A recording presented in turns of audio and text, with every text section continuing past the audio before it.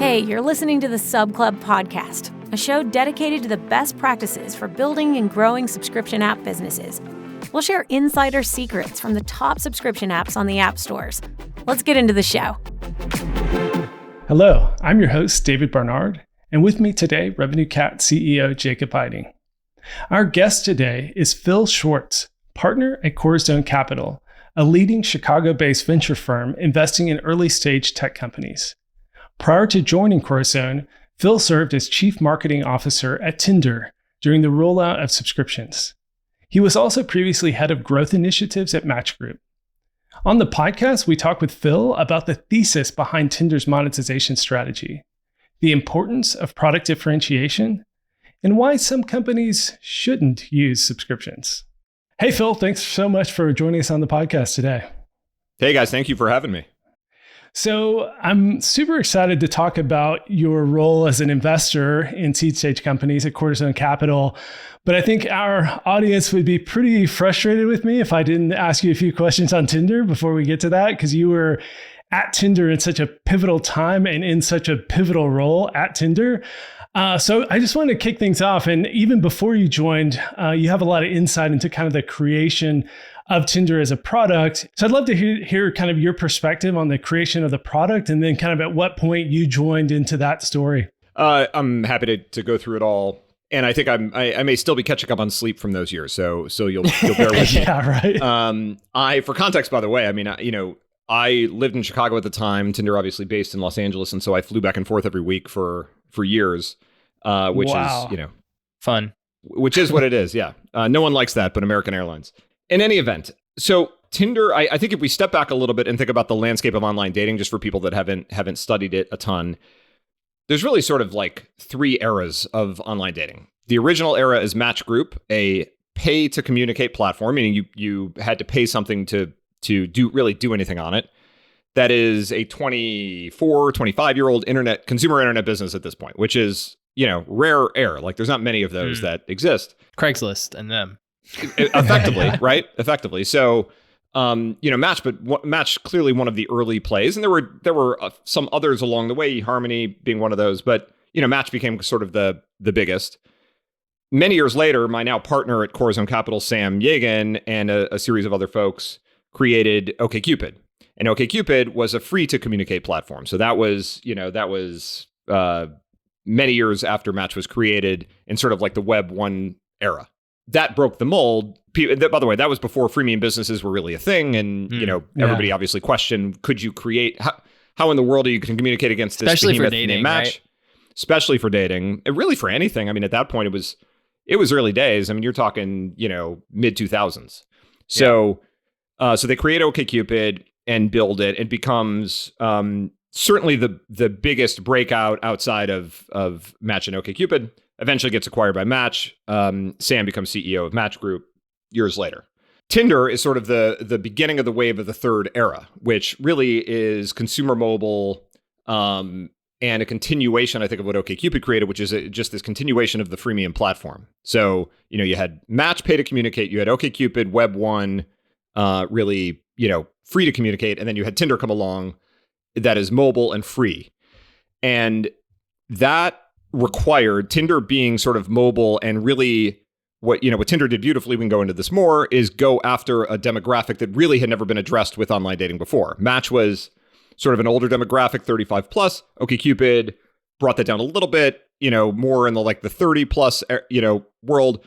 But Tinder, really went after the 18 to 24 demo and 24 to 30, but 18 to 24, especially in a way that nobody else really had. And so in order to do that, you had to kind of invent a couple things. And what the early folks at Tinder did, and I think it was a beautifully conceived, and Tinder, by the way, for all its flaws, and there are plenty, the secret of Tinder is that it actually does work. Like it's actually, and by the way, not for everybody, it fails plenty of times, but it actually is a very efficient way to meet someone. And I still get, and I don't deserve any of this, by the way, I want to make that clear. I still get thanked by people. I still meet Tinder babies. I mean, it's like a remarkable place to spend time because of the meaningful impact it might have on somebody's life. but the product was beautifully designed. And what Tinder did was they obviously invented the swipe that we now know is sort of the paradigm that the modern mobile apps use, swiping left and right. Again, you can argue about the flaws in that. And again, there are some, but I think it actually, in many respects, represents the way I think maybe Hot or Not invented that, actually. I mean, I guess it wasn't swiping. But right, there was no swiping, but Hot or Not, like, but yes, the prior exactly. art was there.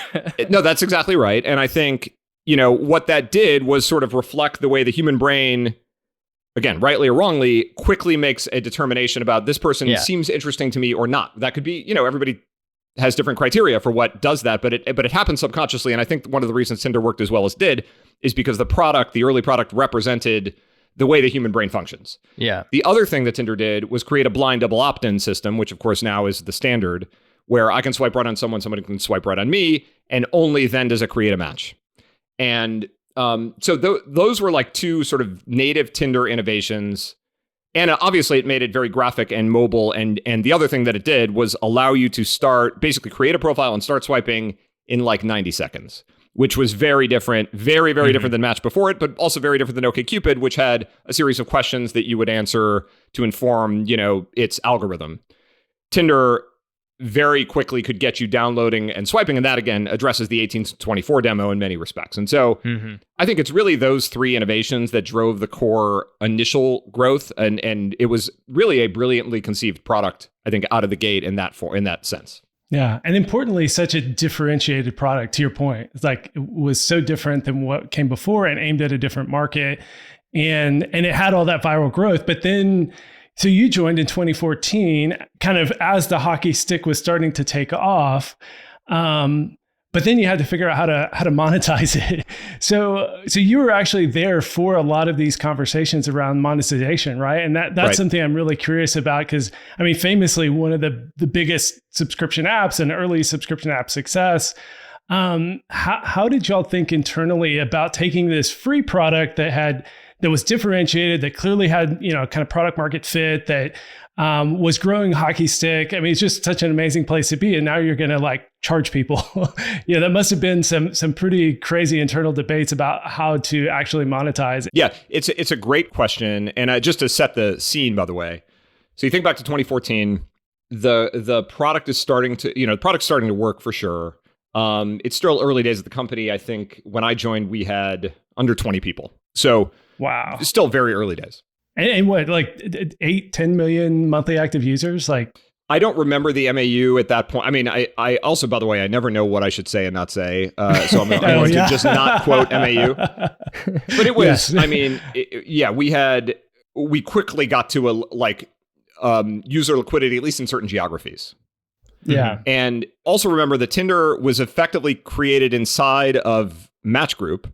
It's a bizarre and very unique story that I still have trouble figuring out what a parallel is to it. And I don't want to go too far down the rabbit hole, but just for context, Match Group is the dominant company. It also owns OkCupid at this time. So there's sort of the two incumbents exist within the same company as the quote unquote disruptor.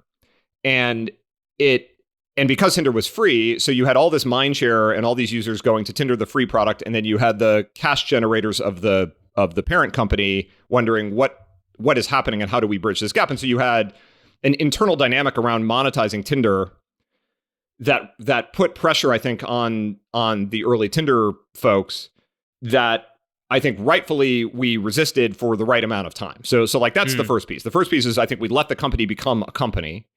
And I say we, but I give credit to many of the people at Tinder at the time in doing that, and to management at Match Group in allowing that to happen. Then we got to a point where, okay, we've got liquidity, we've got product market fit, let's figure out how to monetize this.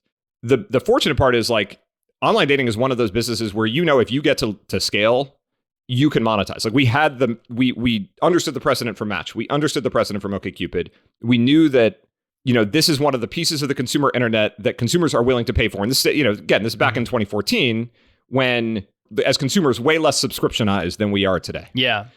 So we knew that was a possibility. We wanted to wait until the right time. And it's so interesting, looking back at the time that we were debating it, there was a lot of conversation around how upset users would be with us for monetizing the product, how the kind of internal culture of Tinder, would change, had to change to be not like hesitant to monetize. Because I think out of the gate, when you have a free product and then today is different. And so founders that I think have come along in the last 3, 4, 5 years may not actually understand this mentality. But at that time, we were worried about monetizing the thing, not because we didn't think it would perform, but because we thought once somebody sees a paywall in Tinder, what, after they've been using it for however many months at this point, for free, what would their reaction be? And it wasn't like everything was out of the gate monetized, sort of more the way it is today.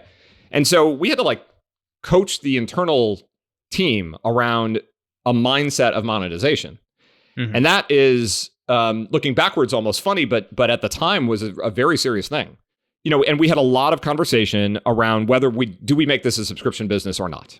That was a lot of the topic of conversation. Obviously, Match, OkCupid, both subscription, OkCupid more, freemium subscription and add-ons. And there was a lot of conversation about whether this 18 to 24 demo, would sign up for a subscription for an online dating product. Because it was one thing to believe that they would ever get on an online dating product, and that we had done. And now the question is, would they pay for this? And this is, again, it's now it all seems very obvious. Everybody's got subscriptions, falling out of their ears. And then it wasn't so obvious. And so we had a lot of debate about that. And there were two camps. There was a camp that said we should create a la carte revenue products because that is the way that people are used to paying. And it better matches their expectation. And then we had a camp that said subscription is absolutely the way to go. Obviously, that second camp won out. And not only did it win out, as you note, it has become a $1 billion plus revenue business over the course of many years. So it created a foundation for us to build on top that I think, had we not done it that way, would have made our lives much more difficult. And as you know, it generating revenue then allowed us to obviously reinvest back into the product and innovate in other ways that ended up being good for our users. So that's sort of but it was a fascinating and very interesting time when we were in it. Where was this in terms of years? What about time were you launching this? So we had really started talking about it in 2014, and we launched most of it in 2015. Not in every geography and not in its fullest form, but Tinder Plus itself was a 2015 release. Yeah. And, it was, and I think we were pretty smart out of the gate about testing it in various ways to ensure that it was resonating and that it was converting the way we thought it might convert. But it was, you're talking 2015, so 7-ish years ago, which is hard to believe. It's interesting in terms of that, getting that young. Well, one thing I wanted to point out, it's very odd to have a technology, being dating software, that gets adopted by an older user base first, and then you're pushing the adoption curve younger. That's a very, I can't think of too many products that have to force that way. So that's an interesting constraint. Very true. And you wouldn't think about it that way unless you were IAC and you had a portfolio of hitting those, right? Exactly. But then the timing is really interesting because that was around the time Apple was okay, we're going to open up subscriptions, right? And this concept of getting that 18 to 24 set subscribing, you might have just hit it at the right time, that Apple was like, hey, here's an easy way that these folks, they've been buying apps since they were kids, probably. They have some sense of how this works. They have it loaded. It doesn't feel as gross as getting your credit card out and typing your numbers in. And so right time, right? There wasn't another moment in history where that would have all lined up possibly. Listen, I think that's 100% true, both in terms of consumer mobile adoption. We were still on the upswing. We're still on a meaningful, obviously the iPhone is a 2007 product, so it had been around, but we were still very much in the upswing in adoption. Yeah. And you had the introduction of very seamless payment, software. So it unquestionably is connected, I think. Do you remember back then what some of the early paywalled features were? And kind of, to me, this is the perennial conversation any subscription app needs to be thinking about and continue thinking about: what goes behind the paywall, what's in front of the paywall. Or, for some, it's a hard paywall where there's nothing, you have to start a free trial. But most subscription apps now are finding some blend of freemium strategy, but it's so hard to figure out what to give away and balance that free to paid and make sure they understand the value they're getting. So I'd love to hear your thoughts and kind of how the team worked through that challenge of figuring out the freemium strategy. Such a great question, and something we talked actively about. For framing, I will frame it this way in terms of like the philosophy I think that we had going into how to figure out what to monetize. And I would say one other framing element. When we looked at the behavior on Tinder, and when like the initial product was created, as we talked about, it had a blind double opt-in system, which is a brilliant way of sort of fleshing out mutual interest. The problem with that was not everybody was using it the way that we hoped that they would use it, which is to swipe honestly. And if you were to guess, you would probably guess that guys might be like straight men would be the ones that would use the product differently than you might expect, in that they would swipe right a lot. Right. And that, should surprise no one. But it's something that we didn't necessarily build for out of the gate. So one of the things we did right around the time that we monetized the product was limit the amount of right swipes you could make in a day. And we took a pretty hard hatchet to it. So at the beginning, pre-monetization, you could swipe left and right as many times as you wanted in a given day. But again, that had the side effect of creating this sort of, unintended behavior. So what we did is we installed a limit on the number of times you could swipe right in a day. That ended up becoming sort of one of the key dividers in the paywall.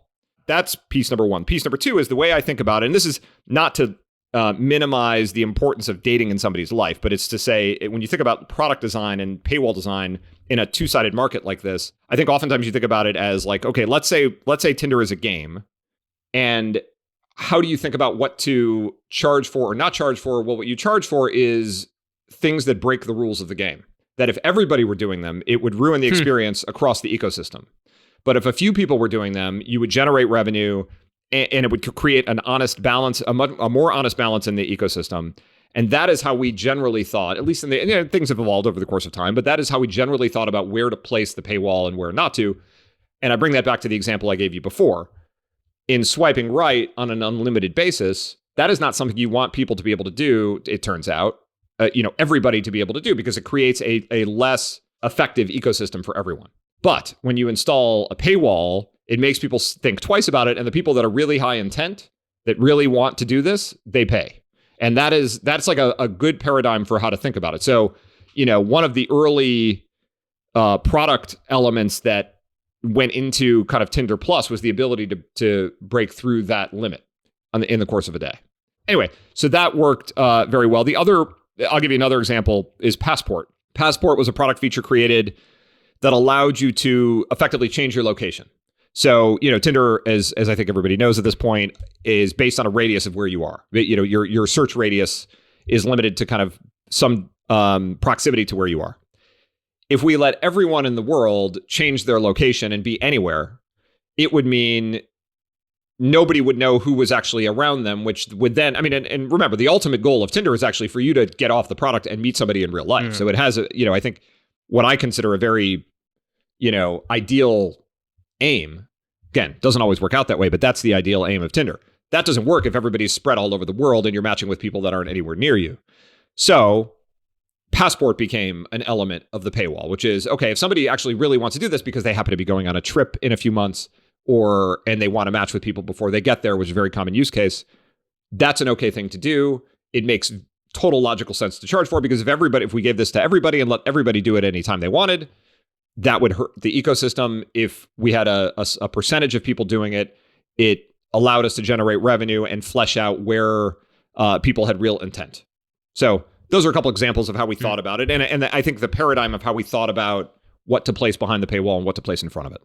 It's really interesting when you have a system like Tinder, which you describe as a game. I could think it's quite literally, right? Like in some, like I'm sure there's a way to represent it as game theory. And there's no question. It just matters a lot to people. So I'm very conscious of not minimizing it's all a game, Right. Exactly. It's very different from a lot of the more personal, more isolated mobile subscription apps that are generally be content based, right? Like it's a whole nother dimension of thinking, right? And actually in some ways simplifies it, right? Because you can kind of decide what are behaviors we need to discourage or put behind a paywall, and you're kind of controlling an ecosystem in some ways or managing an ecosystem versus, some content based meditation app or something along those lines, where it's a different game. So if you have something like that actually maybe in some ways more complicated, but does give you a little bit of guidance in terms of like how can we use monetization to control behavior, which is like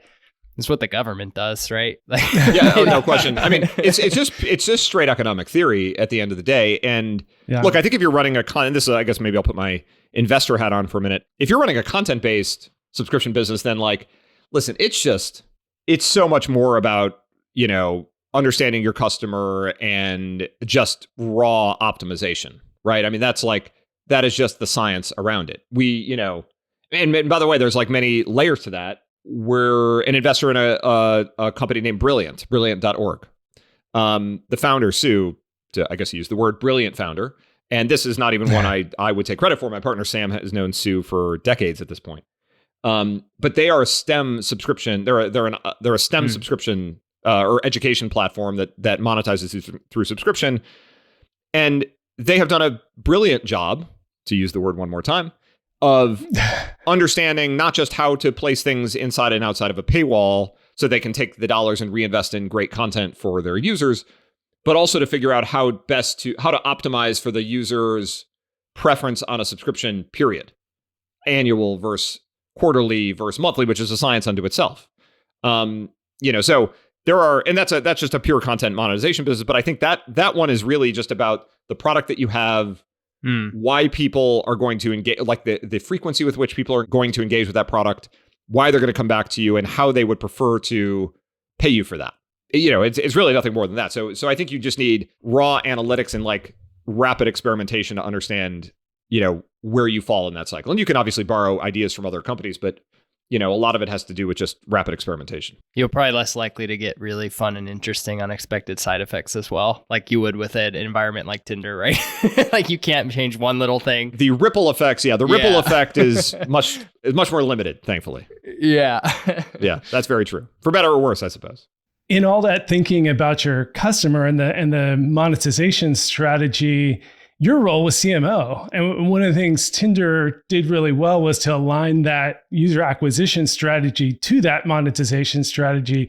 So what was your thinking as CMO? Like a lot of CMOs aren't quite as deep into the weeds at all of this. So it kind of speaks to how y'all operated, that you were so in the weeds on the monetization side, but your role was user acquisition. So how did you blend those two and focus acquisition around that monetization strategy?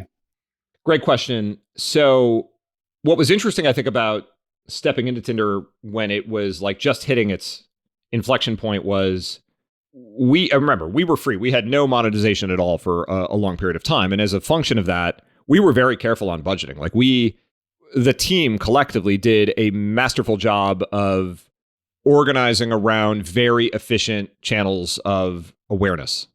Meaning, we understood very quickly that Tinder, because it was a dating product and was mobile, and there was this sense that everybody was on it or everybody was going to be on it, and there was FOMO around not being on it. We understood very quickly that the press would cover a variety of things about the company or about the product, and not every single day, not a sort of daily drumbeat, but if we could create sort of a periodic drumbeat of information that we could stay in the media. And we had looked, by the way, to OkCupid before it, which had, a freemium product and therefore a limited marketing budget, and figured out how through very data-driven blogs. I think they invented that actually, didn't they? Like, I don't know of anybody who did it before them. No, I think that's right. And they wrote a very data-driven blog that the press, and oftentimes the results would be controversial, and they said, we're just going to publish the results. And the press would pick that up and write about it. Some would say, look at this craziness that OkCupid is OkCupid did a blog on whether its own users were racist based on the data, as an example. So like very controversial. I think that's when I remember being exposed to it. Wow. Right? Exactly, very controversial. So we sort of knew that we had learned from that playbook or observed that playbook, and we sort of knew that if we and that exact approach didn't make sense for Tinder, but there were approaches that did, and we figured out how to kind of leverage media on a global basis, actually. Just because there is a bit of an echo chamber in the world of media that if one writes a story, it can get picked up and moved out. And we very quickly understood, I think, how to handle that, both the marketing and the PR teams. And so we would go down that road. And then I think, when it came to like connecting monetization to marketing, when we introduced Superlike as an example, which is a a paid feature that allows you, again, it's fascinating. Like I think a brilliantly conceived product feature that allows you to set, by default gave users one super like a day. So I can swipe left and right as I would like throughout the day. I get one super like a day by default to send to somebody. And that has, again, these sort of the consequence, as long as people understand it, of the recipient knowing that, okay, somebody used their one a day super like on me. And it moves you to the top of the stack and all these things. And so, again, a brilliantly conceived product. But the key was that the recipient needed to understand that there was only one a day.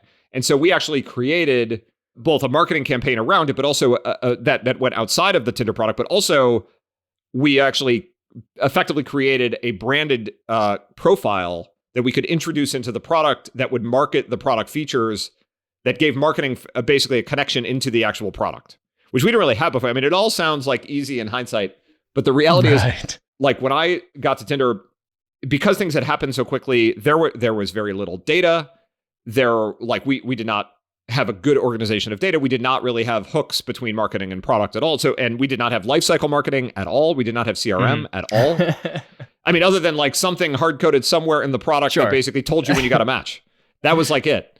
And so we had to do we had to do a lot of work to get those things in line. And when it came to introducing Super Like, we leveraged those things to get the message out to users that then drove, the recipient to understand this is a once a day thing. It made it special. And as long as they understood it, it would perform for the users that sent the Super Like, meaning their match rate would go up as a function of sending a Super Like. And that would drive then further monetization because we introduced Super Like as an a la carte feature on top of our subscription eventually that allowed you to buy more Super Likes. And so all of those things got connected and all of those things worked very, very closely with one another, but it all required education of the users to understand it, both on the sender and the recipient side of the equation. Wow. Yeah. Tinder's monetization has always been so fascinating to me. And it's all starting to make sense now when you think about it from that kind of game theory perspective of like, Super Like is breaking the rules, and that makes sense why that's a paid feature. The profile boost is kind of breaking the rules. You get more attention than you otherwise would. That's a paid feature. And I haven't looked at the paywall recently, but yeah, framing in that context, it's just so brilliant and makes so much sense how that kind of strategy evolved over time. On the data piece, it's interesting because y'all were operating at a time when, things like Revenue Cat didn't exist. Braze was probably like just getting off the ground. Talking to your portfolio companies today that are trying to ramp up subscriptions, do you think it's like much easier today, or like how would you advise folks differently, kind of having gone through the slog of not having tools and things like that available to you at the time? Yeah, it's a great question. I'll tell you a quick funny story about the lack of tools that we had and the result of that. We sort of invented a product at some point which was called Swipe Surge, which, because we found once we understood the data, we understood that the more people that were on Tinder at any given time, the higher the collective match rate got. Meaning it's very logical, but we wanted to prove it out in data. If you're, I'm sitting in Los Angeles. If a bunch of people all of a sudden get on Tinder in Los Angeles, everybody's match rate actually goes up collectively because everybody's there swiping actively. And so, you're seeing more recent matches, you're engaging more, et cetera. So it makes sense. We saw it in the data. And then we sort of created this product called Swipe Surge, which would do that on an automatic basis, meaning it would let you know when there was a lot of activity in your area, because it was good. If your goal on Tinder was to match with somebody, then that would increase your odds. Just by default, by the activity alone would increase your odds. We didn't have a lot of products that exist today. And this was a sort of marketing product sort of hybrid approach. So I and another guy who's named Jeff Morris, who now has a venture fund and spent a lot of time on revenue product at Tinder and has gone on to do many great things and runs his own venture fund. Jeff Morris and I set up to sort of initiate Swipe Surge. And by accident, we sent it to everyone, meaning we meant to test it in a geography or two, to initiate a test in a geography or two, but we unlocked it somehow across all geographies. And so, it still worked the way it should, meaning there was Swipe Surge happening, but it went to every geography and we crashed Tinder. It was, we had an amazing increase in daily actives as a function of that, but we accidentally crashed the system and we got a lecture from the ops team that day. But anyway, I think had we had more robust tools, these things would have been easier. But I guess a successful experiment. I mean, you can still do that with a robust tool. I've seen it, so there's no question. But yeah, we sort of late night in the office one day accidentally went rogue. You're not running a consumer product if you haven't DDoSed yourself. That's fair. That's fair enough. That's fair or you're not running a successful consumer product if you haven't DDoSed yourself. If your ops team is not yelling at you every so often, you're probably not pushing hard enough. So anyway, when I look at companies today, we have a bunch of subscription companies in our portfolio. When I look at, I talk to new ones all the time. Look, I think there was a period of time where I think everybody was trying to turn everything into subscription.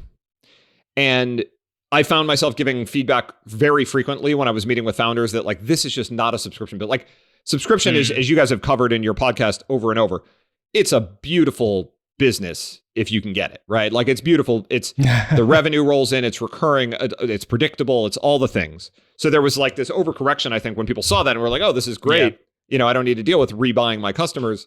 But it went too far. Like I looked at subscription for, purses and for, like things that. Oh yeah, especially in the physical world, right? Like some of the stuff got crazy for a while. Some of the stuff got totally crazy. Exactly. Yeah. And we have been lucky in that we have back founders that have figured out that model. Like one of our portfolio companies is a company Pretty Litter, and it's a subscription cat litter that is also health detecting. So it's innovative in that if the cat pees on it and one of a few things is wrong with the cat, it will change color. So it's an innovative product. It was also crystal based, 80% lighter traditional litter. It shipped very cost effectively. And the founder, Daniel Rotman, did just a remarkable job building a subscription business on the back of it. The reason, though, he was able to do it is because litter is almost the perfect subscription product. It is predictable consumption, right? Exactly predictable consumption. The one bag shows up, you throw out the old thing, and you're off. I'm thinking of physical good subscriptions I have that I've kept is like my lunches and coffee. Because exactly that. I eat 5 lunches a week and I drink coffee 7 times a week. That's exactly right. No, that's what I'm saying. So when the consumption is not variable, subscription works extremely well. When the consumption is variable or unpredictable, it works horribly bad. And you see this, by the way, in the data with some of the food subscription businesses that are more like meal kit prep. Yeah, I mean, it's variable, right? Like you have a week, you just can't do it. And then the whole thing falls apart. And then what do you do? You go into your fridge, you take out this big stack of food that you have to now throw away. There's a special sound that rings in your ears when you hear it dump in your trash can. Just sadness. That's well said. Yeah, exactly. So anyway, I think we went through that period and I think we've come out of it pretty well in that I get less of that now. But I think there's still a hesitancy, I think, to monetize early for companies that I think I suspect the current venture market, which has, as of the time that we're recording this, I suppose, so we'll market for posterity, has really turned around, meaning it is, it was very high flying for a while. We're early stage investors at Corazon Capital. So we do, there's nothing too early for us. We'll do pre-seed, we'll do seed. We just want to have conviction in something. So we haven't seen a lot of this yet because we're not doing kind of growth stage, but it's coming and the reconciliation is coming. And so, profit is effectively the new growth. So for a while, companies wanted to grow so fast that they didn't want to think about monetizing their product or were worried to do it or just didn't prioritize it on the roadmap. And I think we're coming out of that. I think what's going to happen now is people are going to really have to think about delivering value in a subscription. If you're running a subscription business, value early, because it's much cheaper to fund your growth from your customers than it is from the venture market. And that wasn't always true because the venture market cost of capital used to be very low and is now very high all of a sudden and is increasing still. So I think, companies that are starting today really need to think about that. And then the other thing I would say is oftentimes the thing I see is that the marketing strategy is totally disconnected and economics are totally disconnected from this pure monetization of the product, meaning we see pitch decks all the time that have a lifetime value that when, of 5-year lifetime value where it's not really a lifetime value because it's just GMV and you're taking a 1% take rate, a 10% take rate. So your lifetime value is actually 1 or 10% of the number you're showing me.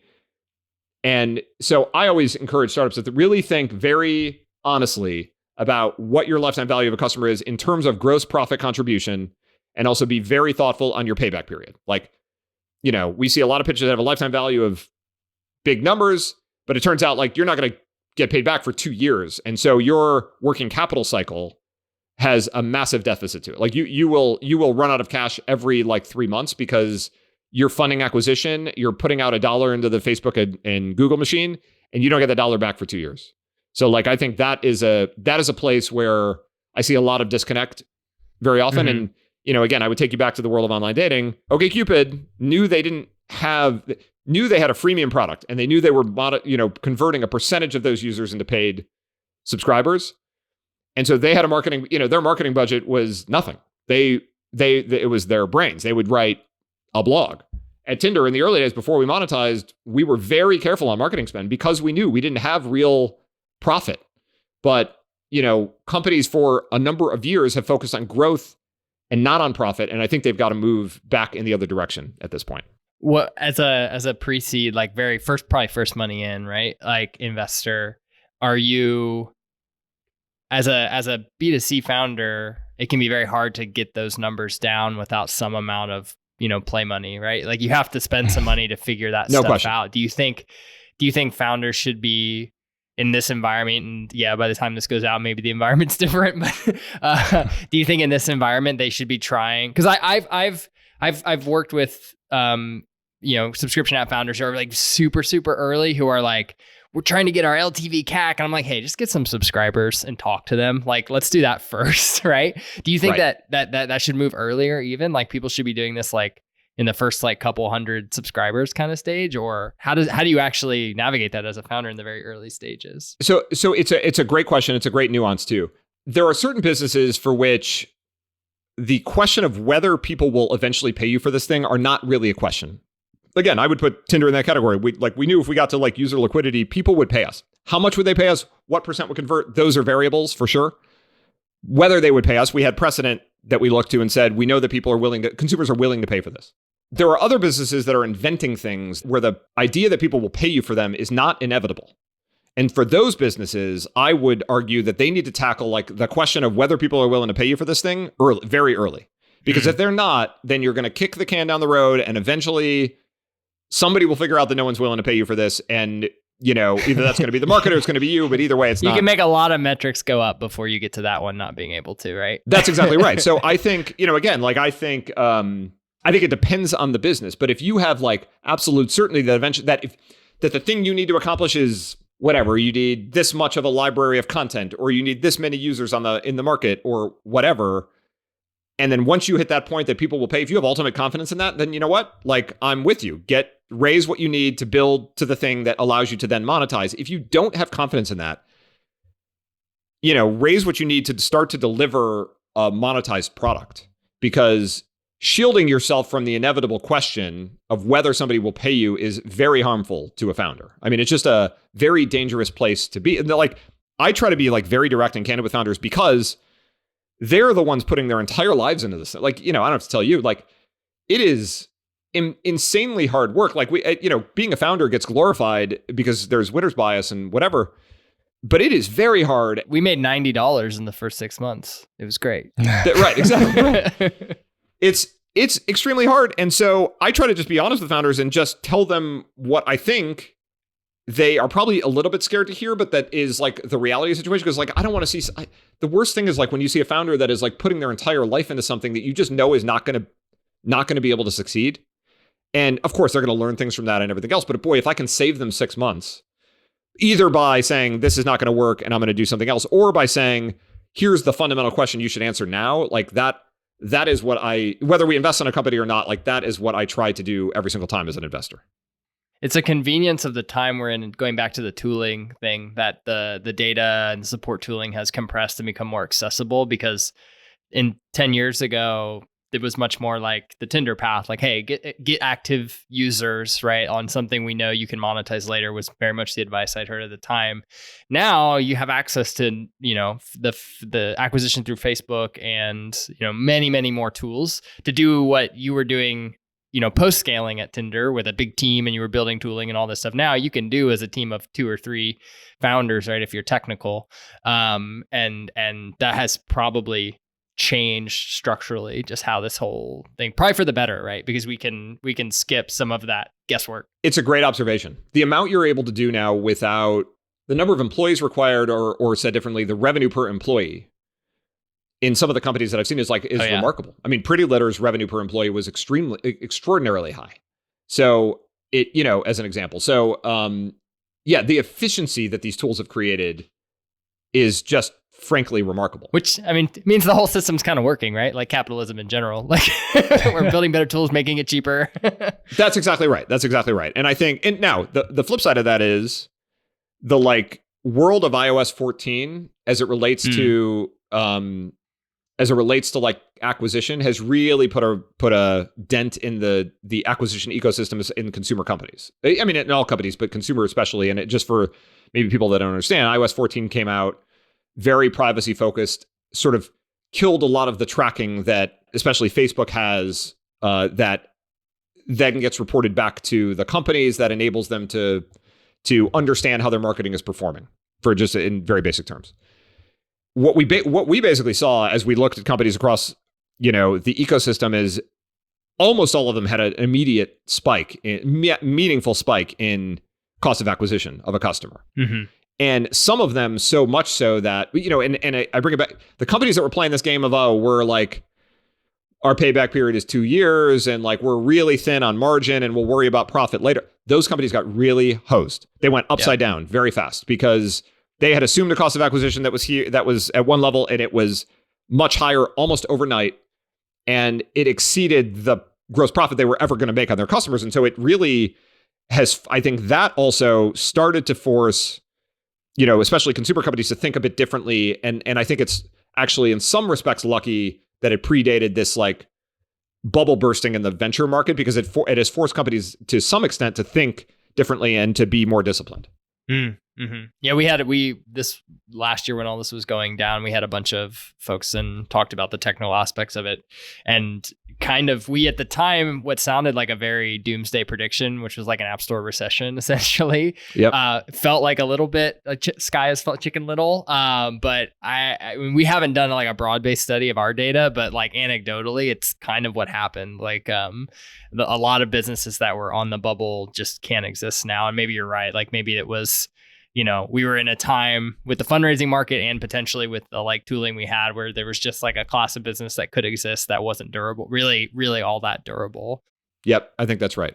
And then the durable companies are having trouble scaling as fast as they were in the pre-ATT market. Yeah, it's not helpful for them either. I don't think it helped anybody. No, it hurts everybody. And I would also say it has become harder, I think, to get a D2C company really off the ground into scale because the pipes have gotten so crowded, and you have iOS 14 and everything else. And so it is not the easiest thing in the world to pull that off, meaning the tools have gotten more efficient, but the trade-off in everything getting more efficient is the pipes get really crowded and your competition goes up. And you also have to really think deeply about the raw cost of acquisition relative to your subscription. If you're going to run a subscription business, the value that you're creating on the other end, and really be honest with yourself about churn. And remember, by the way, that your cost of acquisition is just going to go up. That is the thing. People, I think, all the time make flawed assumptions about being able to hold cost of acquisition somewhere. And, when I look at companies that have done really well, what they have figured out how to do is move LTV of a customer higher in lockstep with cost of acquisition. That is the game. I see. So Calm or whatever, the late stage ones. Calm is an example. The companies that do really well figure out what are the product features I can add to either retain customers at a higher rate or charge more money or whatever to drive my lifetime value higher, so that when my cost of acquisition comes up, I'm still holding whatever ratio I need to hold. It's interesting because you would think there'd be, with brand and things like this, that there would be some efficiencies, but they probably get wiped out just in the fact that you're always going to buy the easiest to buy users first, right? There is unquestionably a brand element to it, but I think people mix up brand and product a lot, meaning there are plenty of brand, things that I subscribe to and I like what they're doing, but if all of a sudden they changed what they were doing and sent me crappy products, I'm just going to as much as I like the brand, I'm still going to cancel the subscription. So brand, yes, but it really is product first. I think that is the way to think about it. And that is sort of as it should be. I mean, this is capitalism. You nobody keeps their Calm subscription if they're not really using it or intending to use it, right? Even as much as they like LeBron James. That's exactly right. I could listen to LeBron. I mean, I grew up in Cleveland, so I could listen to LeBron James all day long. But, if I get in a Calm thing and all of a sudden it's some offensive recording or something like that, I'm just going to, I'll just cancel it as much as I like Calm. Yeah, and to switch gears, because we are kind of wrapping up on time, I did want to get the you kind of touched on it a little bit, but I wanted to hear more about, give us the elevator pitch, since we only got a couple minutes left, of Corazon Capital. And then are you currently accepting pitches, and how would people get in touch with you for that? Yes, every day is the answer to the question. Look, Corazon Capital is on its third fund. We closed a fund, $134 million fund in November of last year that we started investing in January of this year. We are very much ex-operators turned investors, as you probably can tell from the conversation. And that's just the way we think about companies. And, unsurprisingly, we tend to invest in things that we understand and know how to do. We feel like that's where we can be most helpful to founders. So that includes marketplaces, subscription businesses, D2C, e-com. We do some B2B as long as we can really understand the pain point that it's solving and really understand the actual customer. So that's what we do. We're early stage. We invest generally on we're early stage and we're high conviction. So we'll invest enough to own 8 to 10% on a first check, because I think our founders, because we come from the operating world, want to spend time with us. And if you spread yourself too thin, you can't spend meaningful time with anybody. So that's just how we do things. We are, like I said, more consumer than B2B, but we do both. How do people get in touch with us? LinkedIn is probably the easiest way, to be honest. We're actively investing, and there's nothing too early. I think for us, it's a matter of getting conviction on founder, market, and product, really actually in that order. And if it's a space if it's like a business model that we understand, a space that we understand, we'll get conviction, even if it's a PowerPoint deck. So it's not, we're happy to go really early. I was mentioning before the call that the fact that there are not that many, well, two things. One, there are not that many early stage funds that focus on subscription consumer exclusively, or very focused. So like that's pretty unique. And then also run by operators, I think is always nice to have. I think in general, as if anybody considering taking venture capital, like you don't have to exclusively raise from folks who've operated businesses, but that's where you're going to get the most additional leverage out of selling off some equity. So definitely the right kind of folks to add. Yeah, no, listen, I appreciate you saying that. I think, look, I don't know there's a right or wrong way to get into venture. This is just the way that we know how to do this is what we've done and how we know how to do things. And I think, to your point, to me, if I'm like advising a founder, whether it's us or somebody else, having people that actually fundamentally understand what you're building and can roll up their sleeves and help you, like it's all very easy when things are up and to the right, but when things go wrong, like who do you text? Like who do you call? Because you're if it's a non-operator investor, they don't really want to get that text from you. So, whereas like, we've been in the trenches, like things go wrong all the time. And I always advise founder, again, whether it's us or somebody else, just be thoughtful about like how you construct your cap table, and never underestimate the like duration of the marriage that you're entering into. Especially for pre-seed, right? Like those are the people you spend the most time with if you're successful. 100%. So like think deeply about, who you want on the cap table and what complements they provide. And everybody can, I love the early stage because it's pretty collaborative generally. I mean, much more so than the later stage as like a venture community. And so we think all the time about how we can construct a syndicate for a company that is like 1 + 1 = 3. So we play the role that we play as like ex-operators and very tactical, but we have, funds that we'd like to work with that play different roles. Well, I wish we had you for another hour because there's so much more we could talk about. But with that, we do need to wrap up. Thank you so much for your time today. So many fascinating conversations and things to learn from. So thanks, Phil, for being on the podcast. It was my pleasure. To make sure you never miss an episode, subscribe to the show in your favorite podcast player. Thanks so much for listening. Until next time.